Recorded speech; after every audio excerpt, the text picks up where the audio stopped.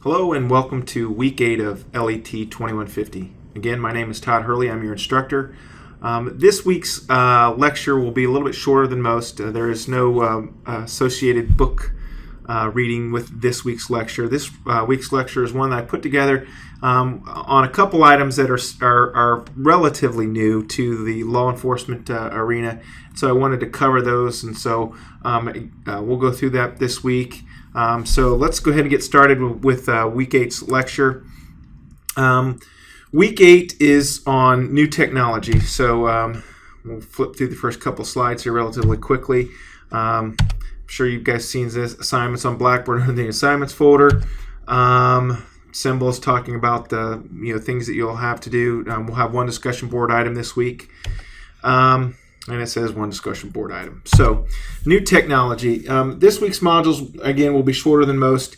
We're going to talk about two different items. One is license plate readers, or LPR systems, and the other is CBSA, or computer voice stress analysis, the update or new replacement to polygraphs.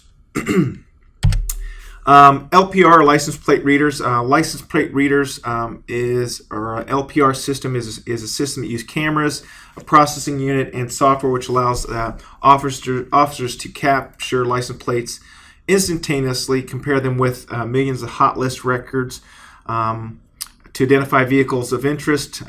This highly advanced automatic license plate reader system can read plates day or night at any speeds. Okay, that's a lot of verbiage here, but what that essentially is saying is, and I'm sure that if you've, they have become more widespread, but if you've passed a police car that looks like it has, two rectangular objects on the back, it's usually on the back trunks. The newer cars, they'll be mounted up on top of the cars, the SUV types are, but those are high-speed cameras, and they can read license plates at very high speeds. They take an actual photograph of the license plate as well as an infrared plate. So, I've been amazed at how clear and how accurate the readers can be, and how clear the pictures that turn out with that. But as the officer drives down the road, they can make reads, at highway speeds. They also can are also quite frequently used to pull through a parking lot with maybe a shopping center parking lot, hotel parking lots, and they at that point, instead of kind of looking through, and in the old method would have been to look at and say, okay, and run individual plates, they can pull through a parking lot in no time and determine whether or not that car is associated with a wanted person, or if the car is stolen, various indications. The hot list. The hot list is a list in the state of Ohio. The list is maintained, updated, and published every day by the Ohio State Patrol. They are the publishers of that system. It's integrated with the LEAD system. So the same wants and warrants that are in LEADs are published to this hot list file, then can be downloaded by the license plate reader systems. And then as cruisers are out driving the streets, they can compare each and every vehicle to that hot list. So when the license plate reader reads the system and it comes back with a hit for a particular car, say if it drives by a wanted car or a wanted person that owns that particular car, the hit comes instantaneous. So the alarm goes off in the car. It's typically run in the background. Officers don't have that up in the foreground, but when it makes a hit, there's a hit on a wanted car, that pops up to the foreground, and it allows the officer to take immediate action on that vehicle. So turn around, whip around, it'll see the picture of the car, so it knows exactly what he's looking for, or what car he's looking for. And then although this last thing is kind of interesting, although LPR systems with digital cameras can make reads up to 1,800 reads per second. And that's, to me, that's a lot. The typical car, though, will make 4,000 to 6,000 reads in an 8-hour shift. So cars will go out, they'll go on an 8-hour shift, and the way it works at our agency, that car pulls back into the lot in the evening. Those 4 to 6,000 reads are then uploaded to a server here and then replicated to the regional system as well. So again, it gives the officers the ability to look at the footprint or see where a car has been. So below this page here, or this slide here, shows us a screenshot of the captures that it's making. So it's you can't see it too clearly, but on the left-hand side here, you'll see these are the photographs. Top 3 look like they're taken during the day, and then this one was at night. So, and this is what it is. So it gives you the date and time of the read and location of the read and what particular car. This looks like car 9 was the one that was reading this thing as well.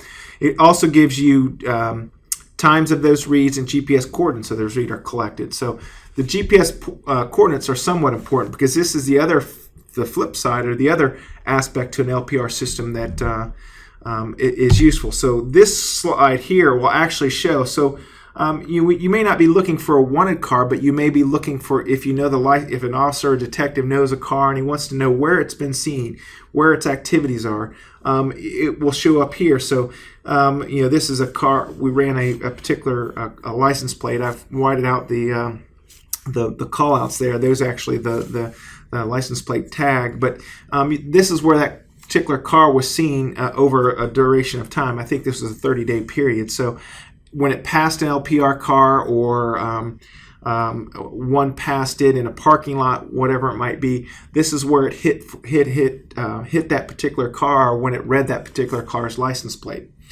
So that's the other aspect of it. And we had a case, I believe it's been a couple years ago, where a detective said, hey, we're looking for a particular person. They knew the person they were looking for, but they weren't sure where that person was residing. They were staying with friends or whatever. So we ran that license plate and were able to determine an actual neighborhood where that car had been read a couple times. What they did at that point in time is they went and staked out the neighborhood. Within 2 days, that car pulled into that neighborhood. They were able to detain the person and make the arrest and take that person into custody. So that's the other side to license plate readers. And so, that's what this particular side is saying. License plate can only be used to check against a hot list, but used to reference a car's location. And that was the example that I just gave you. The other thing that is important to note here is that now LPR Systems, and it's out of grant of federal money and some state money, have put regional systems together. So in Ohio, Central Ohio, Chillicothe, and as far south as Athens is in Region 4.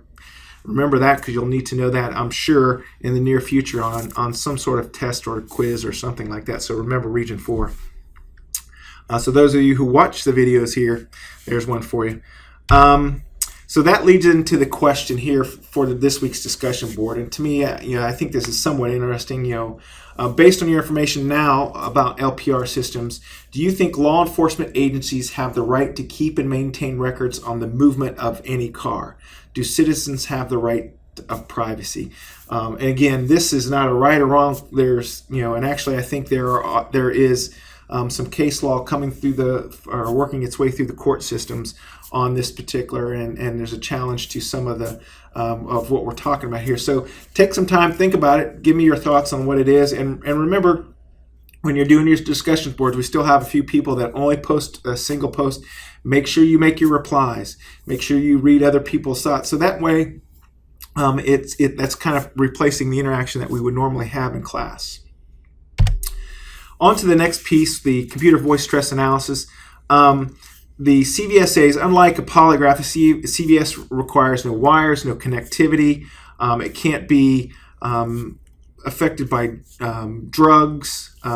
So the CBSA is essentially replacing the polygraph, and it also does not allow for ubiquitous inconclusive results associated with polygraph, or that occurred during the polygraph. The CBSA is a great investigative tool. It can be used to, like it says here, all situations, in homicide, sex crimes, robbery, white-collar crimes, internal affairs investigation, as well as pre-employment screening and background checks. One of the things that we do in Grove City is when someone comes in for an employment check or pre-employment interview, CBSA is a part of that process. So, and they ask all very interesting questions. And the way that the CBSA works is it measures the micro tremors or the tiny frequency modulations in a human voice. So even as I'm talking now, if I made a statement that was wasn't correct, like if I said I was the Easter Bunny and then I hopped around to everybody's house on Easter, that would be a lie. So there's those micro tremors that are actually registering in my voice as I talk, or when you lie, that are automatic, they're involuntary, and then can be measured by the computer system, and it detects those micro tremor modulations, and it can detect whether a person is telling the truth or not. So the state-of-the-art computer processes these voice frequencies and graphically displays a picture of the voice patterns. The CVS, and another big advantage to CVSAs is that they're not limited to yes/no answers as with a polygraph. And the other thing is that a CBSA analysis can be ran on tape recordings and unstructured conversations. So, sometimes, in an interview, when someone's brought into an interview, that interview can be played back later, and CBSA analysis be played on that interview to gauge whether or not the honesty and the accuracy of the statement that was given to the police. So the CBSA was introduced into law enforcement in 1988, and that's a while ago. I understand that, but it took a while for it to really come to full acceptance. But it's really caught on. It's it replaces it replaces the polygraph, and you don't need that specialized equipment. A laptop will suffice, and with the appropriate software, the CBSA analysis can be done. And again, here's saying today's CBSA has been digitized and incorporated into powerful multifunction notebook computers. The latest version of CBSA enjoys a reputation of being the most effective investigative tool to be introduced into law enforcement community in the past 3 decades. And I've talked to our detectives in our detective bureau about this, and they have a couple CBSA systems that they use almost on a daily basis when they're dealing with either interviews on particular cases, or they've used it to pull out cold case interviews and actually revisit those cases and re-verify or determine whether or not a statement that someone was making was accurate or not. And that's really it for this week. It's a short one this week. Hope everybody enjoys the short, quick week here. So if you have any questions, please let me know. Also look for some more information about some of the changes we're going to make to the class as a result of some of the feedback from the test. So again, hope you have a good week and enjoy this week. Thanks.